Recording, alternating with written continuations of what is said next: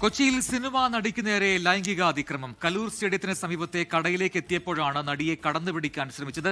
പ്രതി കത്രിക്കടവ് സ്വദേശി Vipin റോയിയെ Palarivattom police arrest ചെയ്തു.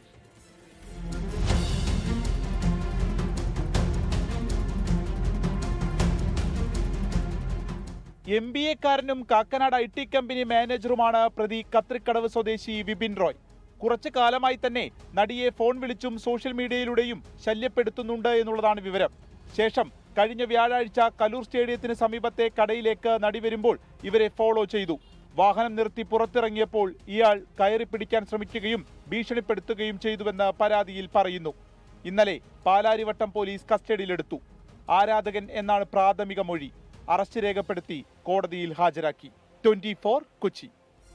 ലോകത്തെവിടെയായാലും ഏത് സമയത്തും 24 വാർത്തകളും ഓഗ്മെന്റഡ് റിയാലിറ്റി പാക്കേജുകളും എക്സ്പ്ലെയിനറുകളും വിശദമായി കാണാൻ ഞങ്ങളുടെ യൂട്യൂബ് ചാനൽ നിങ്ങൾക്ക് സബ്സ്ക്രൈബ് ചെയ്യാം.